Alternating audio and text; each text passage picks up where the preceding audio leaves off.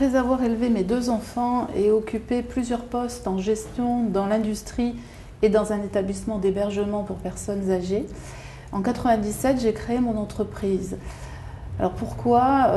J'avais l'envie d'être indépendante et ma rencontre avec un professionnel de santé m'ont conduit à créer cette entreprise qui a été la première structure du réseau AdaptService et l'une des premières entreprises agréées qualité en France dans ce secteur d'activité.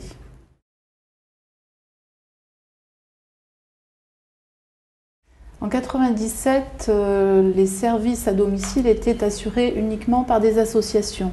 Et au regard du vieillissement de la population, il y avait une opportunité pour professionnaliser ce métier et une nécessité aussi à apporter des services complémentaires à ceux qui étaient assurés par les associations à l'époque. D'où la création d'une entreprise et l'importance de faire de ces métiers de vrais métiers.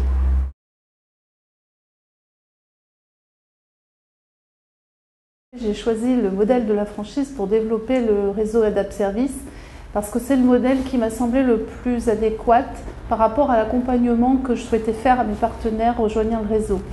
La franchise permet en effet au franchiseur de faire respecter le concept et les normes qu'il a élaborées pour faire fonctionner son concept et permet aussi d'accompagner les franchisés tout au long de leur développement d'activité.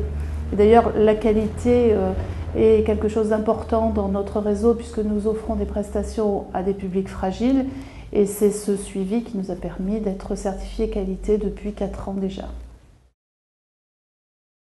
Nous avons lancé la création du réseau en 2001 et c'est une belle aventure qui se poursuit puisqu'aujourd'hui nous avons 157 implantations physiques en France. Nous avons créé 3500 emplois et nous accompagnons 12 000 personnes chaque jour pour leur permettre de rester à leur domicile dans d'excellentes conditions. Je suis effectivement très engagée aux côtés des entreprises de services à la personne et plus particulièrement auprès de celles qui font le métier de maintien à domicile. Et j'interviens en tant qu'expert dans le groupe de travail qui a été initié par le MEDEF, qui réfléchit à des solutions à proposer au gouvernement dans le cadre du 5e risque ou loi sur le financement de la dépendance selon ce qu'il va en ressortir. Alors, les femmes sont en effet très présentes chez AdaptService, mais en tant qu'intervenantes au domicile des personnes. En revanche, en tant que dirigeantes des structures ou franchisées, elles sont à peu près à 15% par rapport au réseau global. J'encourage toutes les femmes qui ont envie d'entreprendre, d'oser et de devenir responsables de centres Adapt, comme le sont 15% des femmes du réseau.